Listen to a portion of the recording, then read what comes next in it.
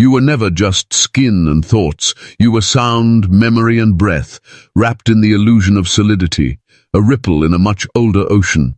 And for a moment, when you first arrived here, in this body, you remembered. The way your heartbeat echoed like distant drums, the way your dreams felt more vivid than your waking life. But then, the forgetting began. They told you dreams were just nonsense. They told you your body was a machine. They told you sleep was rest, nothing more. But you've always known better, haven't you? Have you ever wondered why your chest tightens when you hear a certain melody? Why your skin hums in the dark before sleep? Why some nights feel like gates and others like cages? It's not fantasy. It's not madness. It's remembrance. There is something hidden inside you, a doorway, buried not in the stars, but beneath your skin. And you've touched it before, without knowing, in a moment of stillness, in the silence between thoughts, in that strange sensation before sleep takes you, when time stretches and your soul leans forward. Ancient civilizations whispered about it. They didn't just sleep, they journeyed. They mapped the body like a temple. They understood something we've forgotten, that the body holds sacred access points, not just for healing, but for entering the dream world awake.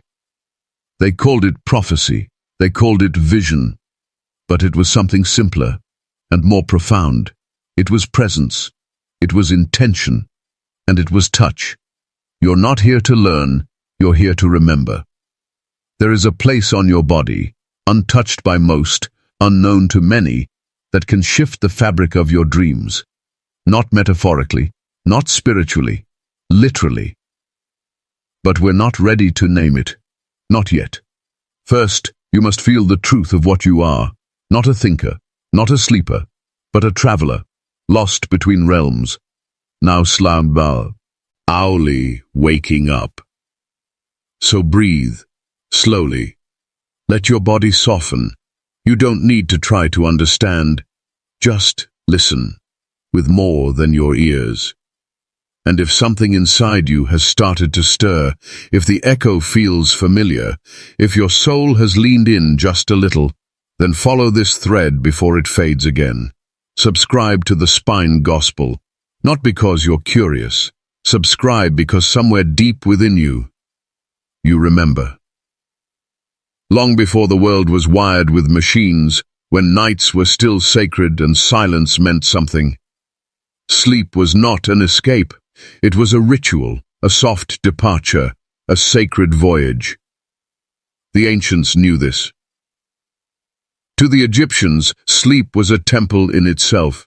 They would journey deep into the houses of life, sanctuaries carved in stone, where dreamers lay still beneath stars, wrapped in linen and prayers. There they practiced something modern minds barely remember: incubation, the art of inviting divine dreams. It wasn't superstition, it was science of the soul. Priests of Asclepius in ancient Greece did the same. They believed dreams weren't illusions, they were instructions. People traveled from far lands, bringing their ailments and questions. They didn't seek medicine, they sought a message. They would fast, bathe in sacred waters, and sleep on temple floors, waiting for a dream that could heal what no doctor could touch. And they didn't just sleep, they prepared. They anointed the body with oils. They whispered sacred words. They touched certain places, known only to initiates, points on the body that, when activated, opened a channel. The Taoists knew too. To them, the body was a celestial map, a living manuscript of the stars. They practiced inner alchemy, not in laboratories, but in stillness. They believed that when you touched the right place and breathed with the right intention, you could shift the shape of your dreams, and sometimes even wake up inside them. These weren't metaphors, they were practices, ancient, consistent, global, and in every one of them the body was not a shell. It was a mirror of the cosmos, filled with gateways, symbols, and sacred locks. And one of these gates, one in particular, was never spoken of openly. It was touched in silence, in moonlight, in reverence, not to sleep better, but to remember. No one carved its name in stone. It was passed by breath, by lineage, by blood. It was protected, because those who used it could not only dream deeply, but dream truly. The body wasn't used for travel. It was the travel. And then, the forgetting came. The temples were shut. The dreamers labeled mad. The touch became taboo. The body, once seen as divine, was reduced to tissue and wires. Sleep became mechanical. Dreams became noise. And the gates? Sealed, but not destroyed. Because something deeper than memory lives in you, not in the mind, but in the matter, in the nervous system, in the quiet, in the breath. The body remembers, and when the right finger touches the right place, when the breath softens and silence thickens, the gate stirs. And dreams, not the ones born from stress and chaos, but the dreams that belong to the soul, begin to rise again. We live in a time where silence has been silenced. Once, the night was sacred, a time when the stars were not just lights, but teachers, when the body slowed, not out of exhaustion, but reverence, when sleep was a doorway, not an escape. Now, the hum of fluorescent lights replaces the hush of moonlit stillness. Our fingertips flicker against glass, scrolling long past the body's cry for rest. We drown in noise, and then ask why the dreams don't come. But the truth is, they do. We've simply forgotten how to listen. There was a time when your body was considered holy, not a machine, not a bundle of symptoms, but a sacred instrument, finely attuned to energies, seasons, and other worldly currents. Ancient civilizations understood this. They aligned their sleep with the moon, placed herbs beside their pillows, whispered prayers before lying down. They believed certain points on the body could open the soul like a window, if touched with intention and entered with trust. But the modern world shut that window. The industrial age gave us electricity and stole our nights. The digital age gave us information and stole our stillness. Now we live surrounded by glowing rectangles, mistaking stimulation for connection and insomnia for ambition. We don't lie down to dream anymore. We collapse. And when we wake, we don't remember anything sacred, just the heaviness of having to start again. Science, of course, has tried to explain it all. Brainwaves are categorized, REM cycles measured, hormones labeled. But a dream is not a chemical. It is a conversation. And while EEG machines can track when you dream, they cannot tell you why you dreamed of your childhood home, or a golden river, or a door that wouldn't open. Modernity has given us data, but stripped us of wonder. We have turned sleep into a problem to solve, not a portal to enter. And yet, a quiet yearning remains. Why else do people, in secret, still search for lucid dreaming guides? Why do they lie awake, heart racing after sleep paralysis, wondering if it was just the brain, or something more? Why do so many feel that behind the thin curtain of sleep, someone is watching? It's because deep down we remember. The dream gate was never truly closed, just buried under the weight of modern forgetting. And still, the body remembers. Every time you feel your skin tingle before sleep, every time a scent from your childhood pulls you into a memory, every time you wake with a feeling you can't explain, the body is whispering. There is a way back. There is a point, hidden, ancient, still alive within you, that can unlock the veil, not through effort, not through control, but through trust and touch. You were never meant to sleep like this. Disconnected, exhausted, numb. You were meant to journey. And somewhere just below the surface of skin and bone, the map still waits. They told us the body was meat and machinery, a sum of organs, a cage of nerves. But the ancients never saw it that way. To them, the body was a temple, not in metaphor, in blueprint. Each curve, each hollow, each pulse beneath the skin was a doorway. The ancients believed your flesh was carved with sacred memory, as if the universe, tired of forgetting, wrote its secrets into your spine, your breath, your fingertips. In ancient Egypt, dream temples weren't built of stone alone. They were built inside the self. Priests trained initiates to lie still in darkness, breathing with the moon's rhythm until a certain part of the body began to vibrate, and then the veil would part. Across the Nile, across time, far in the east, the Taoists whispered similar truths.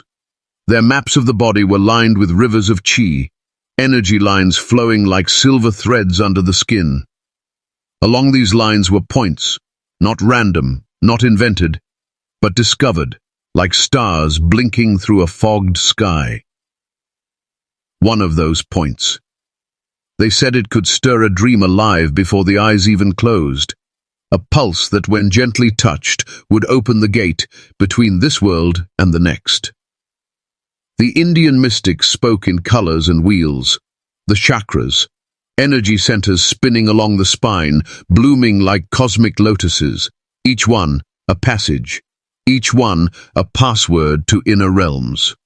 But hidden between the well-known chakras, there were lesser-discussed doorways, tiny, subtle places where the spirit could slip through, if you knew when to touch, how to breathe, and what to feel.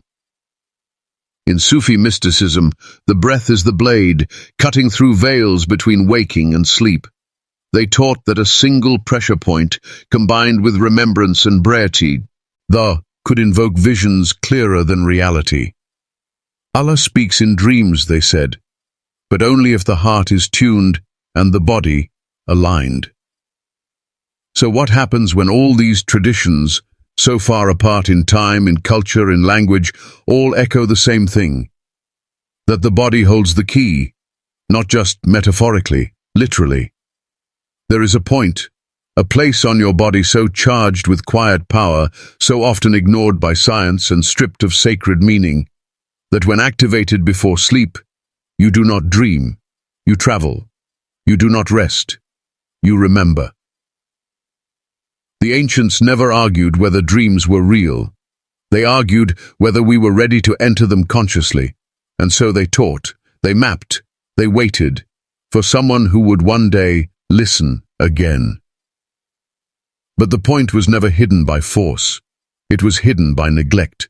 Buried under centuries of noise, under neon screens and sleepless minds. And yet, it's still there, waiting. A quiet switch under the skin, a cosmic doorway disguised as a body part you never thought mattered. You're close now, so close you may already feel it pulsing. But there's one thing you must know before you touch it, because once you do, your nights will never be nights again. There is a place on the human body where silence gathers, where breath slows, where the visible ends and the invisible begins. It lies just between your eyebrows, a small, unassuming hollow, and yet, for thousands of years, mystics have whispered of it as the threshold, the doorway, the eye that watches without looking. They never called it the third eye as we do now. That name is far too modern, too clinical. To the ancient yogis, it was Ajna, the command center. To the Taoists, it was the crystal palace where spirit and form meet. And to Egyptian initiates, it was the place where Horus and the sun would touch in dreamlight. But they all agree. And on one thing, when you touch this spot before sleep with reverence and stillness, you do not enter sleep. Sleep enters you. This is not a gimmick. This is not a hack. It is a ritual, a soft return to something your body has always known, but your mind has long forgotten. Just before sleep, when the world has quieted, when the room is dim and the breath is calm, bring your right index finger gently to the space between your brows. No pressure, no force. only presence. Close your eyes and feel. At first, nothing. Then perhaps a flicker, a warmth, a pulse that is not yours. Or perhaps it is. Hold your finger there, or withdraw it and let the energy linger. Let the skin remember. Let your body begin to soften into the great descent. This moment is a key turning in a lock, and the lock is ancient. Why does this work? Modern science will say this region is near the pineal gland, deep in the brain, a pea-sized structure once described by Descartes as the seat of the soul. It regulates melatonin, sleep cycles, dream onset. But that is just the doorway's shadow. The mystics knew that this region is not just anatomical, it is electrical, a convergence point, where thoughts slow, breath deepens, and the veil becomes thin. When you touch it, not with desire but with stillness, you awaken a memory that does not belong to your name, but to your essence. Your hand becomes a bridge, your skin becomes a map, and your dreams become passages. But beware, this gate is not guarded by angels, it is guarded by truth. When you enter through the spot, you may not always find beauty. You may dream of faces you do not recognize, languages you've never spoken, or lifetimes that were never yours, and yet are. This is the nature of sacred dreaming. It does not flatter the ego. It reveals the unseen ledger of your soul. The ancient texts never promised comfort, only awakening. If you do this once, you may feel peace. If you do it repeatedly, you may feel wonder. But if you do it with faith, you may remember who you were before you had a name. This touch is not magic. It is remembrance, the soft knock on a door you once closed. And when that door creaks open, you will not walk into sleep as you once did. You will walk into a mirror held open by something older than time. So touch the spot. Feel the stir. Close your eyes. Let the dream call your name, and enter not as a sleeper, but as a traveler. When your eyes close and the world fades, you think you are falling into darkness. But the truth is, you are rising, not your body, no. That stays behind, still and silent. But something far older, far wiser within you, begins to move. It does not stumble. It does not sleep. It remembers.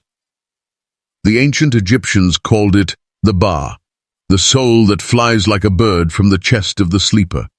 They believed every night this part of you escapes through invisible gates, drawn to a place no map could ever reach. Indigenous shamans called it dream walking, a journey beyond the skin. In the Vedas, it is said the soul meets with karma while the body rests. And Sufi mystics whisper of a hidden realm between this world and the next, a veil that only opens when the ego falls silent. This realm is not imagination, it is not chaos or illusion, it is structure, unbound by time, a vast breathing library of symbols, ancestors, memories and energies that speak in languages older than words. Here, there are places that remember you, even if you do not remember them. You may arrive in a garden that sings, or a house you've never seen, but feel you've always lived in. You may float through landscapes shaped by emotions. Joy becomes light, grief becomes rain. And sometimes, you are not alone. A pair of golden eyes in the sky, a hand reaching through mist, a voice calling your name, not your earthly name, but the one you've forgotten, the one from before.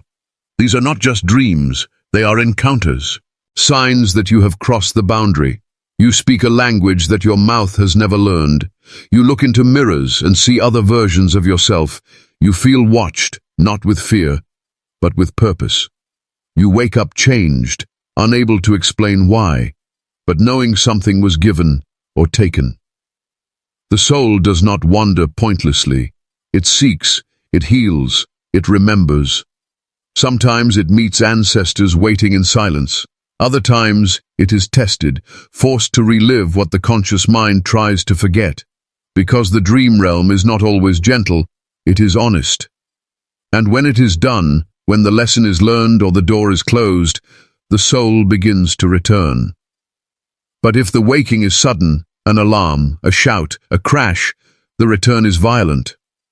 The body jerks, the breath shortens, and for a moment you don't know where you are. You feel off, out of rhythm, like part of you didn't come back in time. This is why the mystics teach, wake slowly, rise with reverence, speak no words until your spirit has caught up with your body. Because what you just left was not a dream. It was a journey, a remembering, a return to something the waking world hides, but the sleeping world reveals. And now the question remains, when you sleep tonight and your eyes drift beyond the veil, where will you go?